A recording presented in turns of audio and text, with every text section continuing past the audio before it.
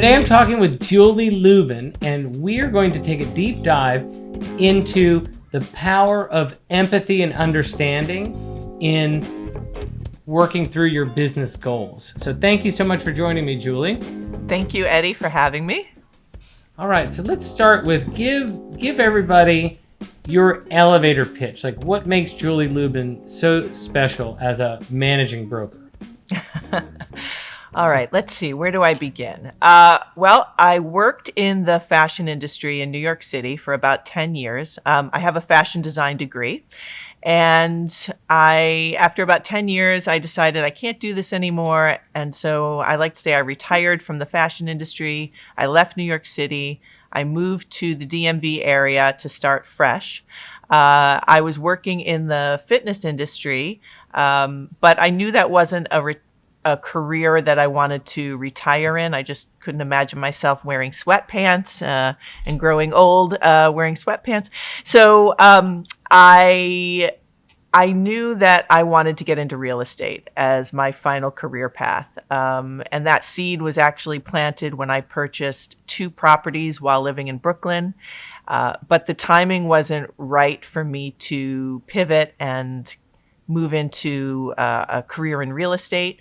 And so everything is timing in life. So it wasn't until I met my wife at the time where she said, "Yep, this is the career path for you," and here we are. The rest is history. All right. So is it fair to say your wife picked real estate for you? I love that. I picked it and she said, "Yes, you are right. You should do this. And I'm going to support us until you get traction and make your way." So, all right. Well, so take me through the pivot of going from being a real estate agent to a managing broker. Okay, sure. So I started my career in real estate at a boutique brokerage firm in DC. And then I decided I wanted to promote myself to what I call a mid-sized brokerage firm. And while I was there working in real estate sales, I was recruited by a large brokerage firm in the DMV area to be their managing broker at one of their DC offices.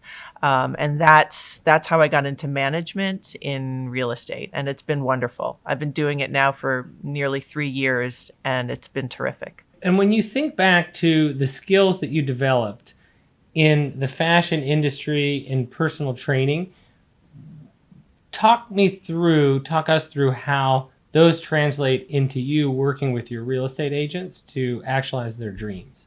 Mm-hmm. So unknowingly at the time when I was working in the corporate fashion industry and in the fitness industry, I was acquiring skills that are now so effective and useful working in the real estate industry. So, for example, when I worked in the corporate fashion industry, my job consisted of price negotiating, managing timelines, coordinating with several different parties in order to get the job to the finish line. And that's very similar to what we do in real estate. And then working in the fitness industry, I was a cheerleader. I was an advocate. My job was to listen to my clients, what goals they wanted to accomplish, and then designing that program and taking them through the process to achieve their goals. And again, that is what I do in the real estate industry with the agents that work with me, with clients. So when you draw parallels to your prior careers and you think of managing W-2 employees where it's a much more straight line. You can say, all right, here's what we need to do, team. This is when I need it done by. And you think about how that works in the independent contractor world of managing real estate agents. Like, can you walk me through any of that? Do you feel like you're more a motivator than you are sort of constructing a timeline of things that need to happen?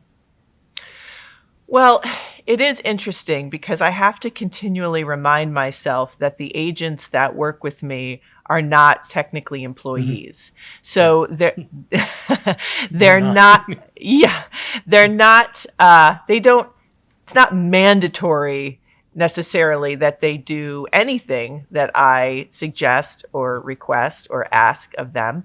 There's a delicate fine line to encourage them and motivate them to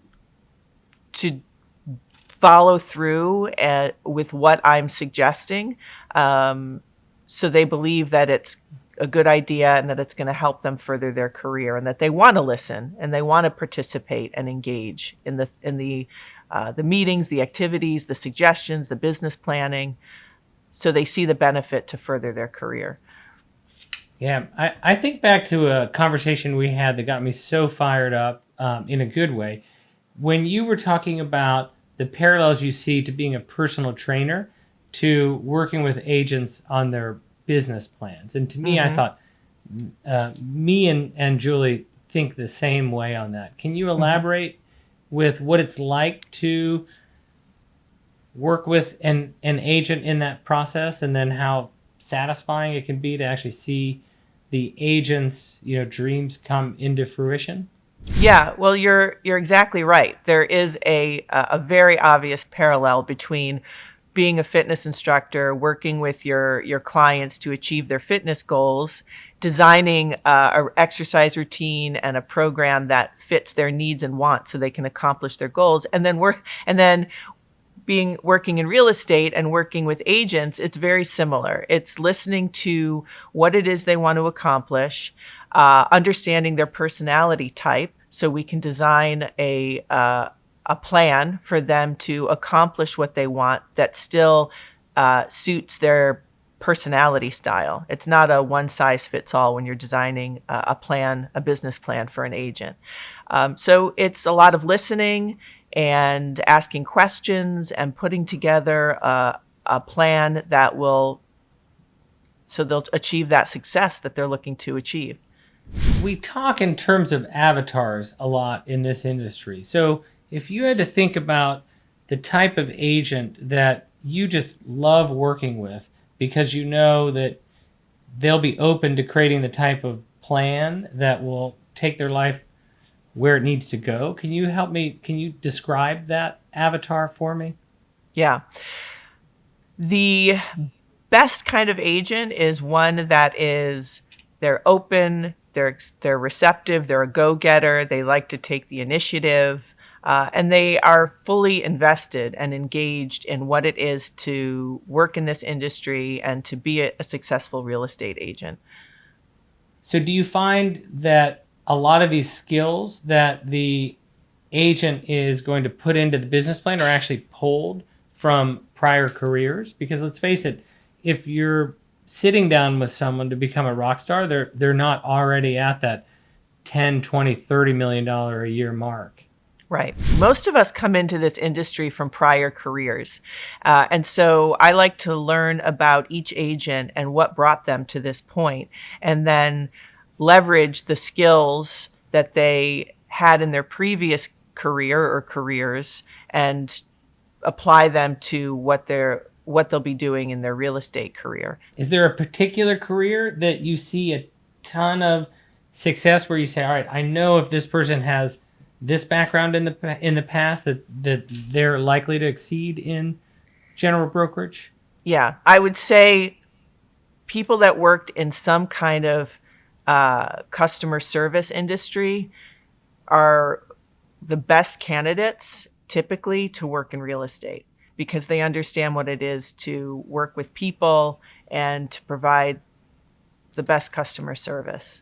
I would agree. I would elaborate on that in the sense that one of the things that has surprised me consistently over my 20 plus year is that people coming from different aspects of sales don't often make it in real estate. Like, for example, residential real estate is all I've ever done in my professional life. I graduated from Penn State. I went right to work for a home builder, as did my two business partners. And when we started Redwood in 2002, we had this vision that, all right, we're going to build it from new home salespeople. We're going to hire a bunch of new home salespeople, teach them about general brokerage, and it's going to take off.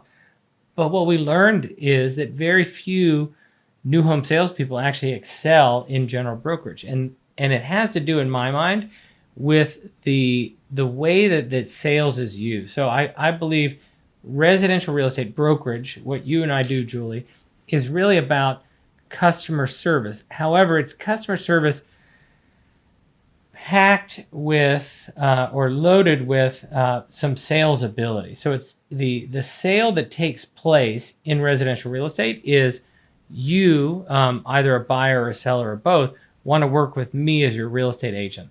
Once that's locked in and you have a buyer broker agreement or a listing agreement signed, it's all about service and advisement. It's a consultative role.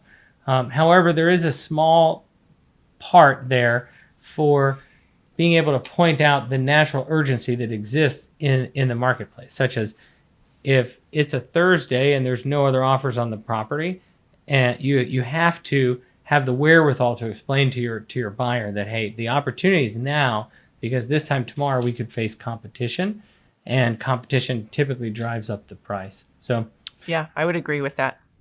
all right, Julie, so I'm sure there's people who've been watching this video that say, I would love a coach like that for my real estate career. Where can people find you if they want to use your services in that regard? Yeah, well, thank you. So I am licensed in Maryland, DC, and Virginia, and I lead the Arlington office and the North Bethesda, Maryland office. All right, Julie Lumen, everyone, thank you, and Thank I will you. see you soon. All right, terrific. Thank you. Yep.